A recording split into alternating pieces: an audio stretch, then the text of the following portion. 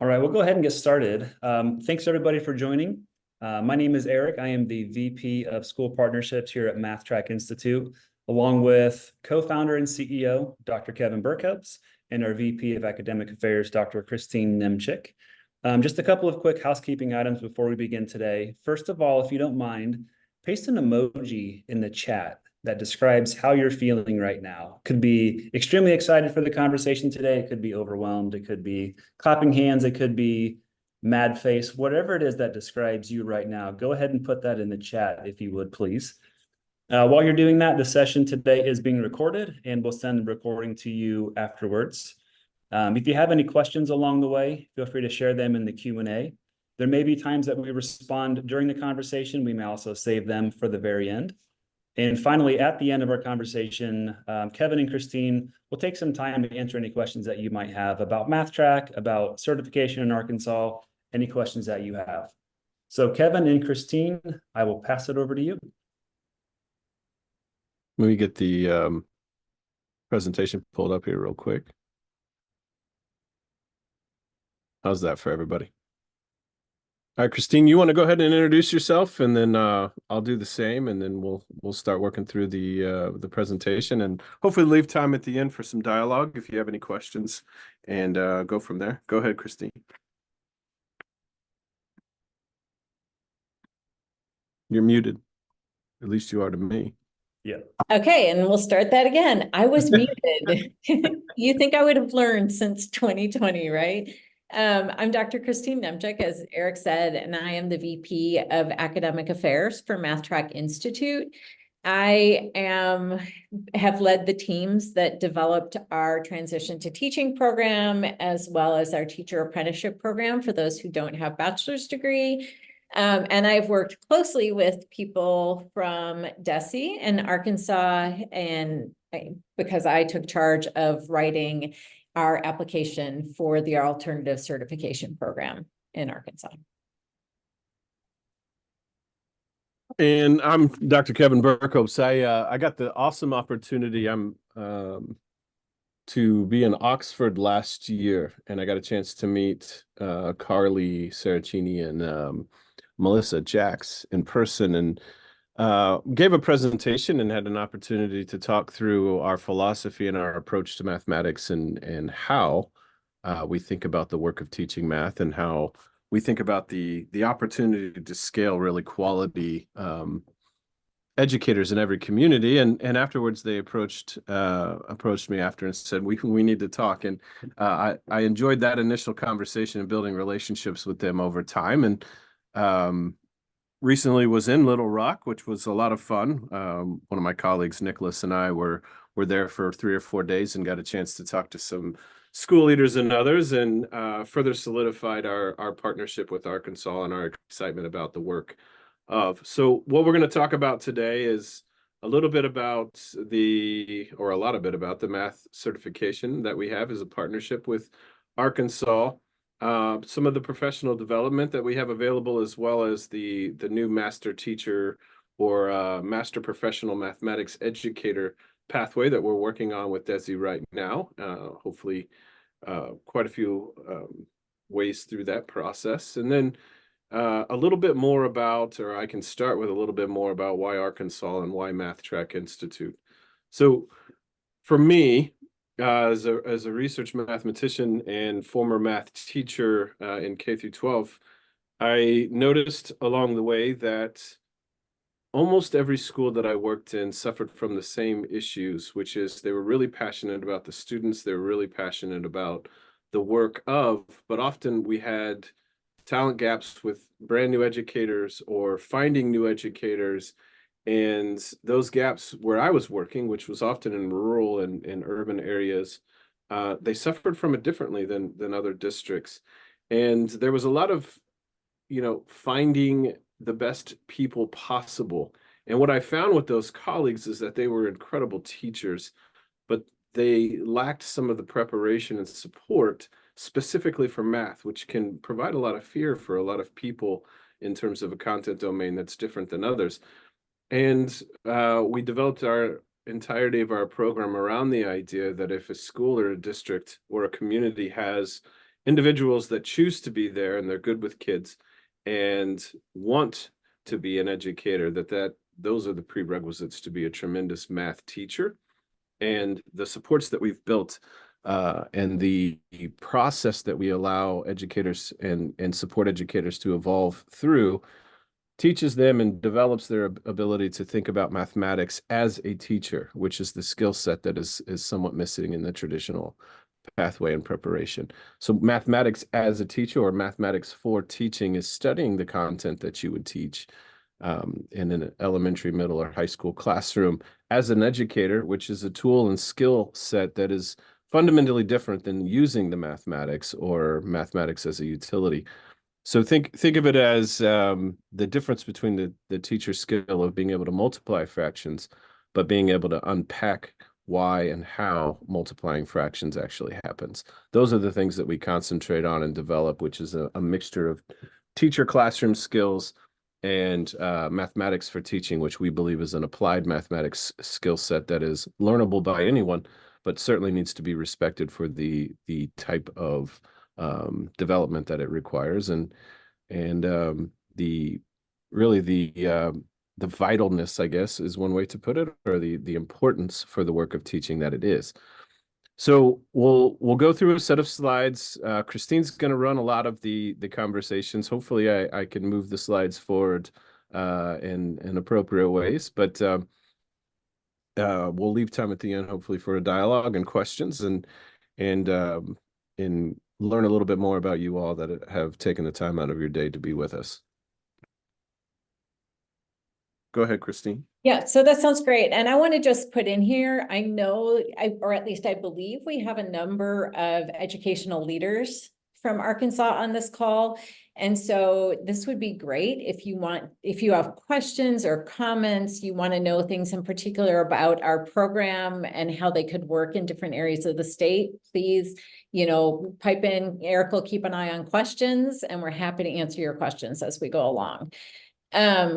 So this is what our program offers to Arkansas, and this is geared really towards candidates who would be in the program, but I think it's also beneficial to all leaders. So we have, and many programs have this, but we do things a little differently. We do personalized support throughout the certification process. So starting from the time that a candidate applies up until they go through their application for licensure, they have personalized support through success coaches, clinical advisors, and through our own LMS system that has very real-time support.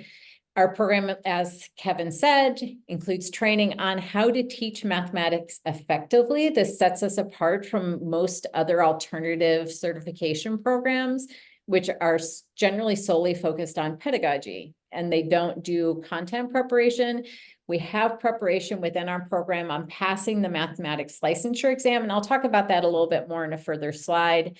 We work so that candidates have a paid residency while they're going through the program, and then you can qualify for your certification.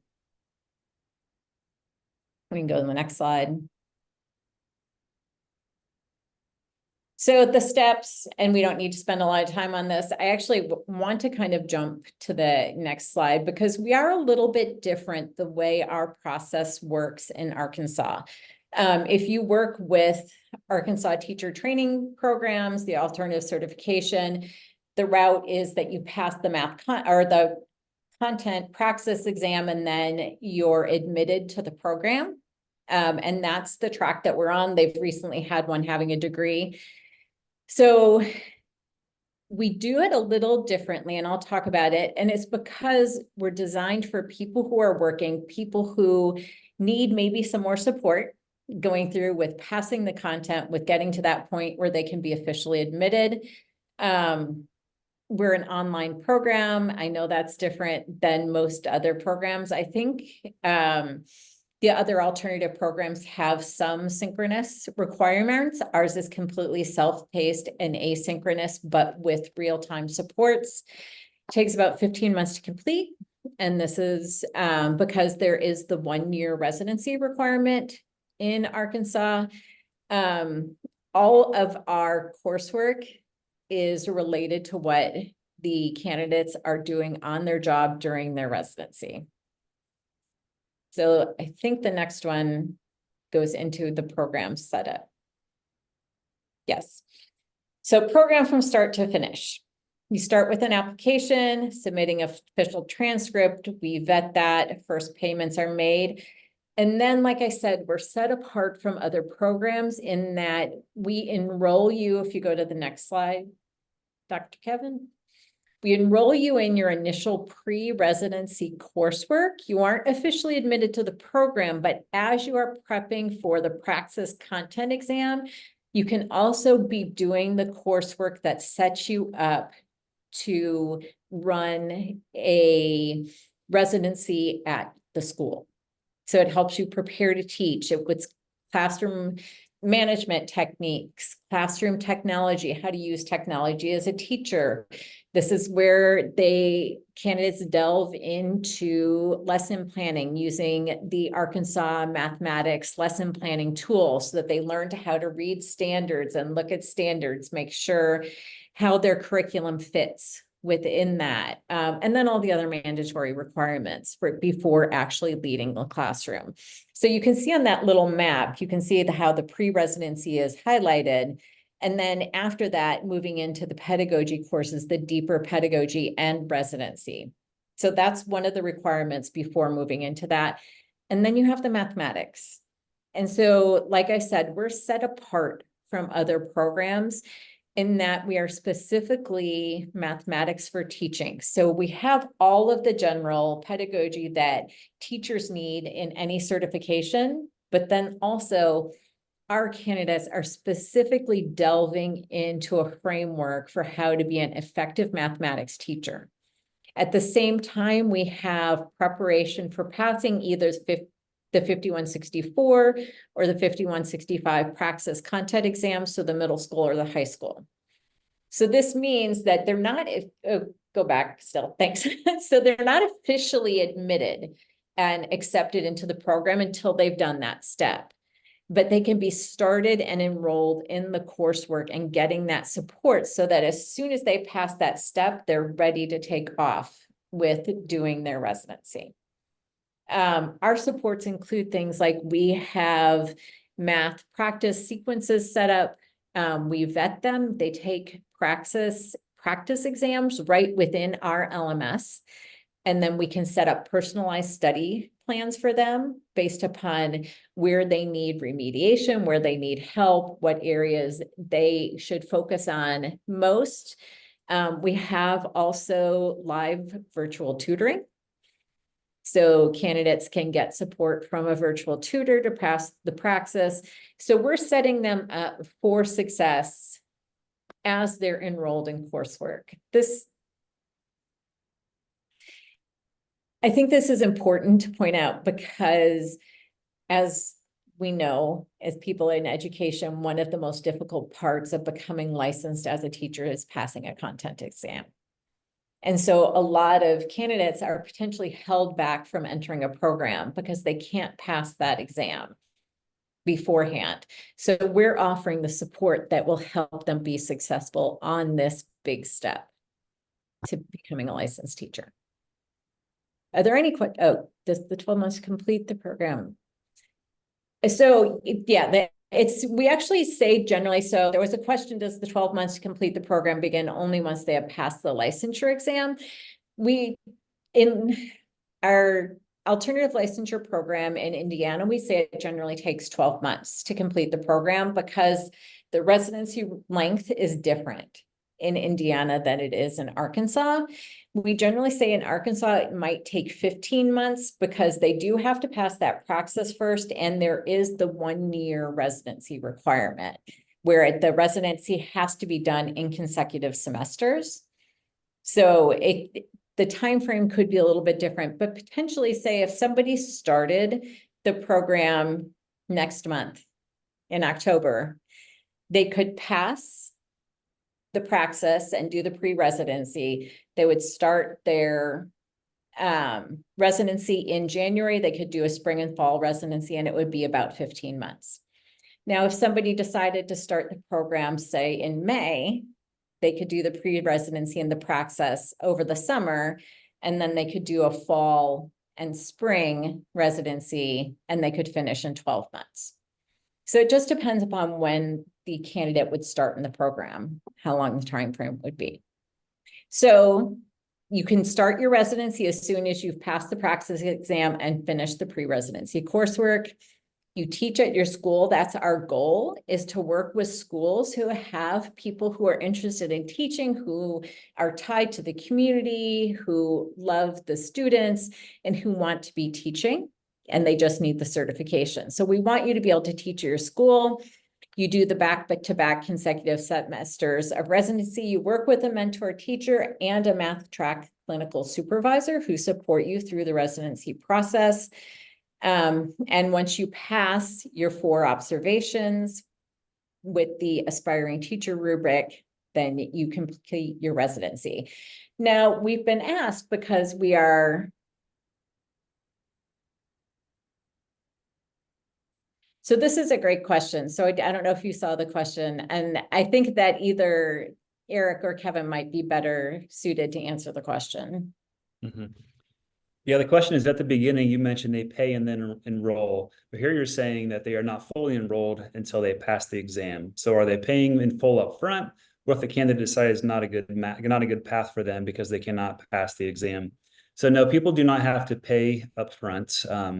We understand that working with educators, working with those that are not yet certified, financial part of this might be difficult for them. So we certainly work with each of our candidates to figure out what works best for them.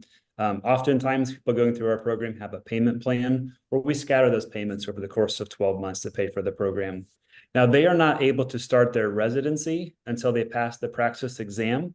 And that's, as Dr. Nemchik was talking about before, the idea that we're a bit of an exception in that people can work with us before they can pass the content exam and take the content exam. That's one of the things that sets us apart. So they would pay to begin the studying process, but they wouldn't be able to start their residency until they pass the praxis exam itself. Does that, Emily?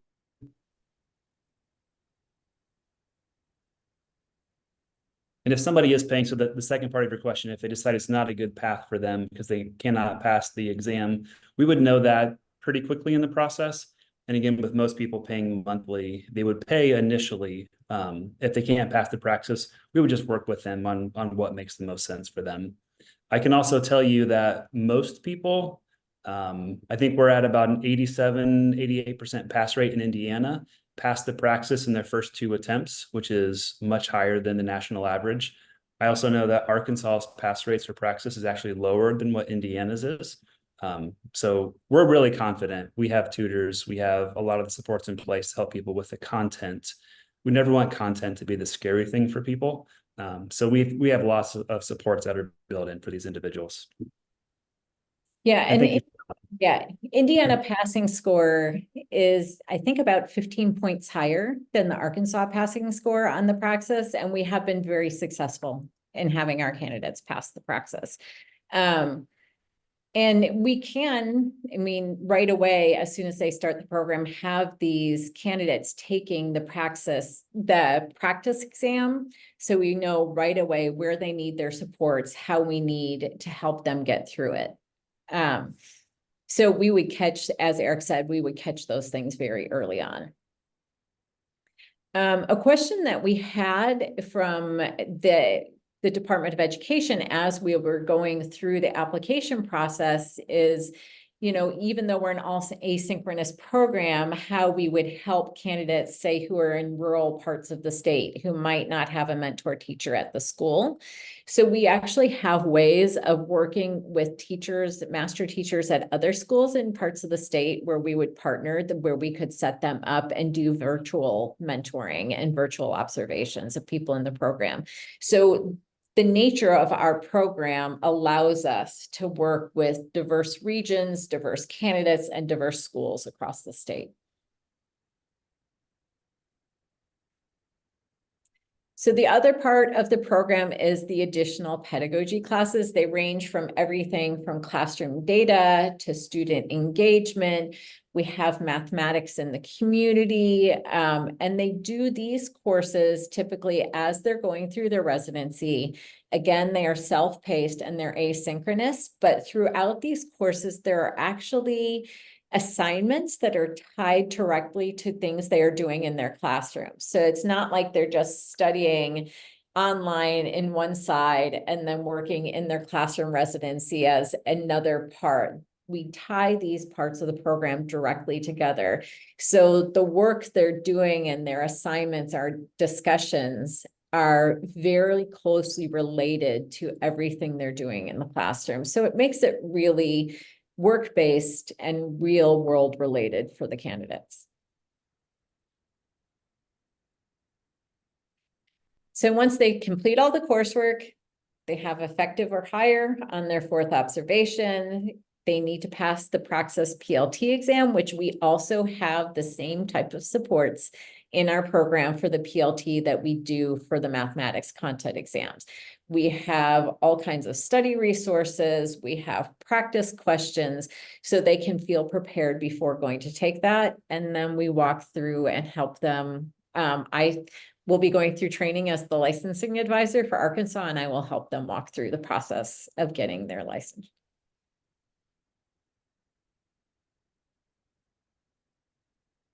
So who qualifies? And most of you people on the call probably know this. You need to have a regionally accredited bachelor's degree. If somebody doesn't have a regionally accredited bachelor's degree, they're welcome to contact us and we can talk to them about options. We have a teacher apprenticeship program. If you're not already licensed in another subject area, because if you're already licensed, you may just be able to pass a content exam for mathematics and not go through a full program. What we are looking for is people who are wanting to teach math 5 through 12, or they're maybe in that type of position as on some type of provisional or temporary permit. And then those are the people who we can really help and get them a path to certification, which is a path to better financing. It's a path to earning a better income and supporting the schools in the community. And I think I flew through that. So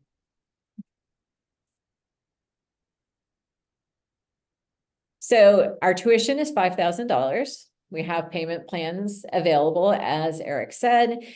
There's third-party fees, which are typically licensing exams. Yes, we'll definitely share the presentation with you. Absolutely. So things like a Praxis test would be the additional fees. And that's it.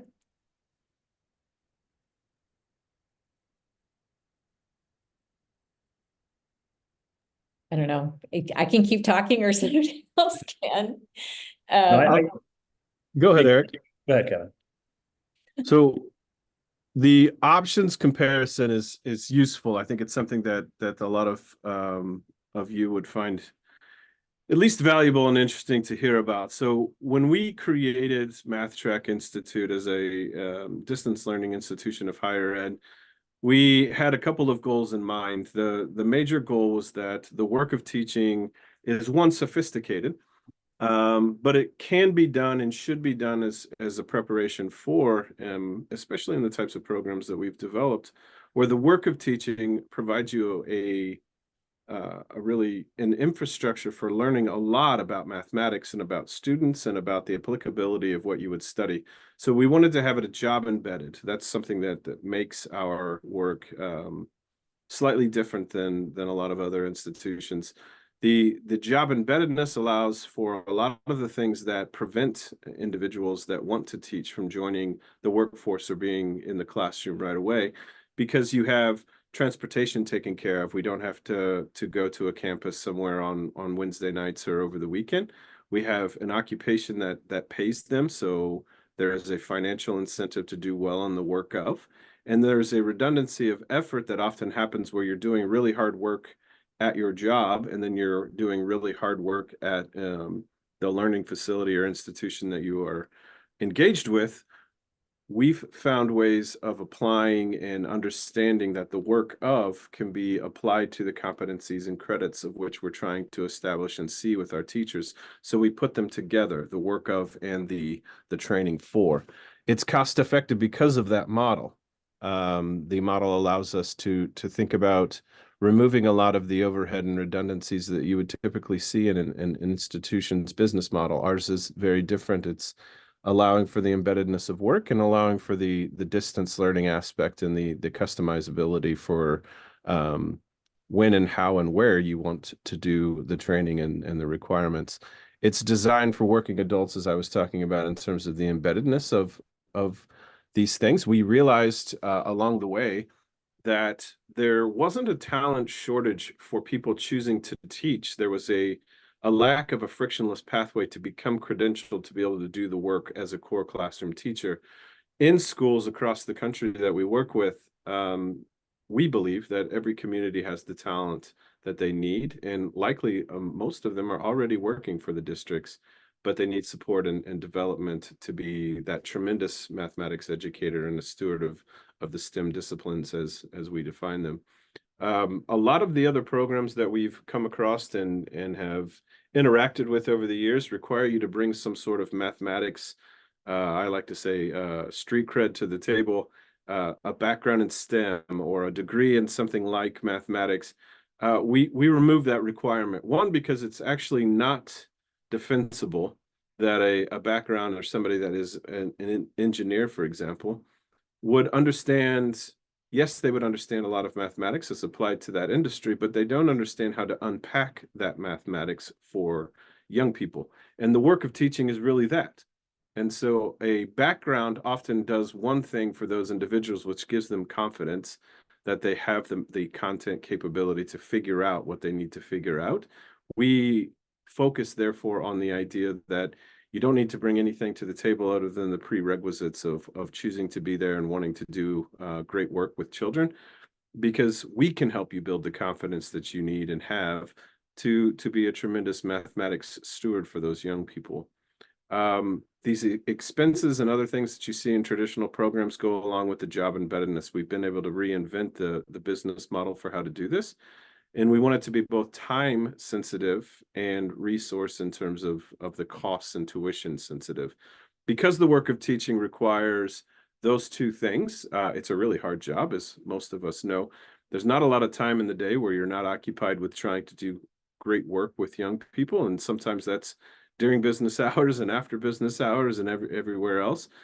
But to attract the new type of talent or the talent that is already attracted to teaching, we have to understand that the cost of higher ed for a degree or an alternative licensure, the cost has to be a small percentage of what the states and others that we work with are able to pay these individuals. If you can have a bachelor's degree, for example, that costs about $10,000, then teaching is a great career because there's no debt attached once you've finalized that degree. In an alternative licensure program, as well as the professional development that we are working on with DESE, you can see a return on your investment for getting licensed by getting a move up from $15 to $17 an hour to that full salary with benefits, and that return on investment happens within 12 months. For a master teacher who is already very adept and trusted at her school, if she becomes a master teacher pathway designated professional, then she will receive through the merit-based programs in Arkansas a return on investment immediately by taking on the mentorship of just a few teachers at her school.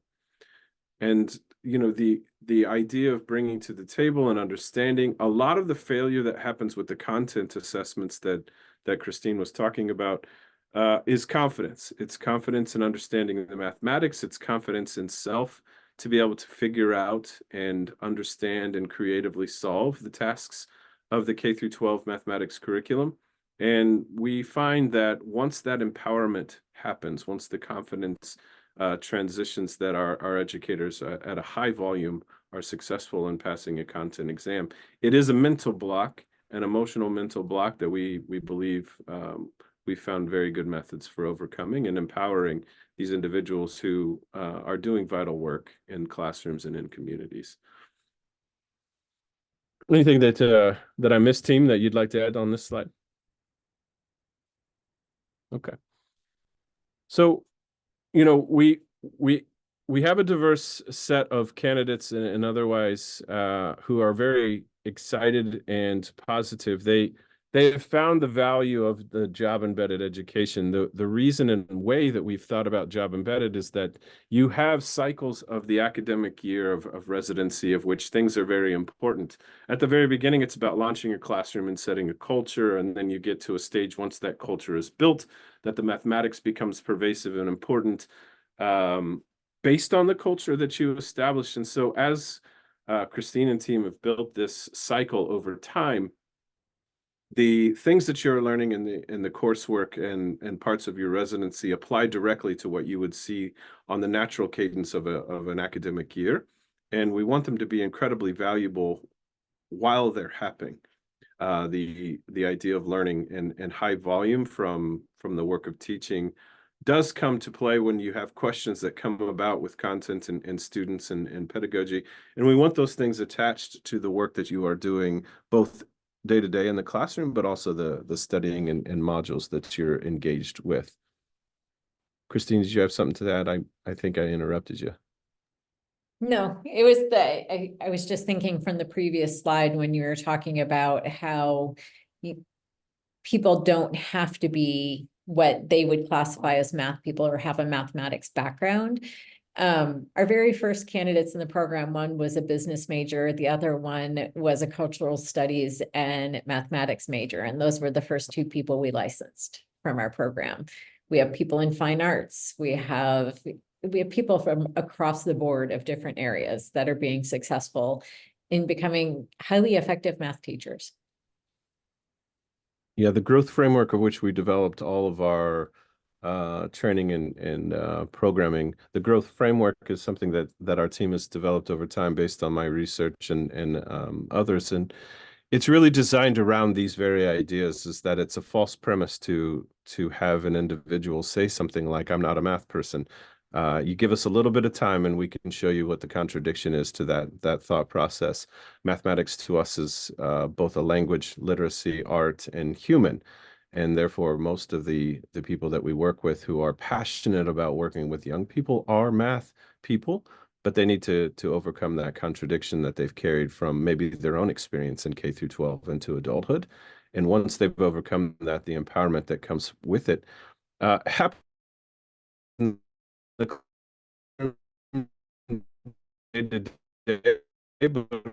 also happens for the individual. A lot of real emotional growth with our educator in terms of how and why they think about the work of teaching a STEM like mathematics, and we're setting culture for what it means to learn these knowledge economy skill sets beyond the idea of just procedural represents, and our teachers are stewards of that.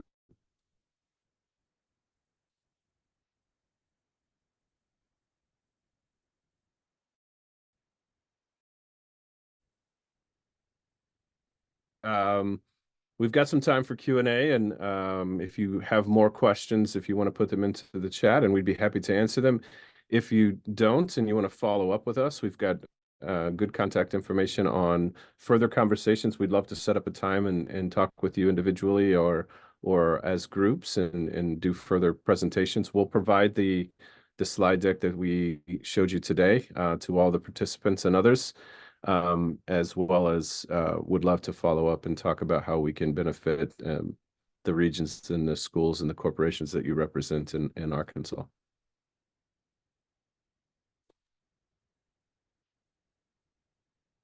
Yeah, any additional questions from the attendees?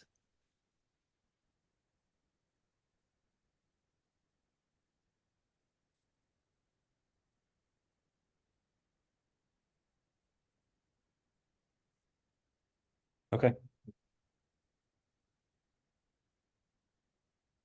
Yeah, we appreciate that. And as Kevin said, we will share both the presentation and the recording from today's call.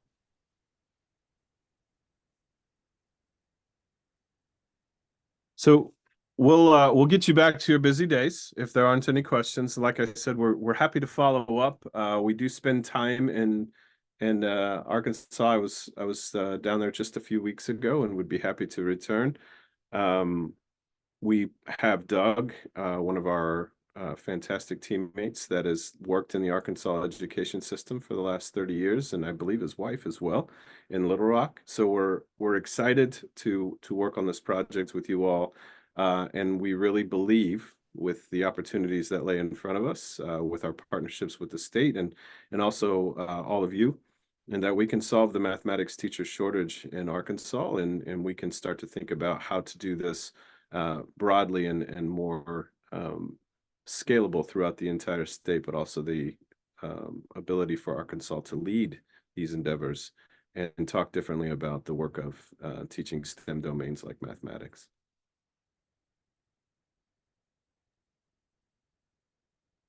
All right. Thank you, everyone. Thanks, everyone. See you all.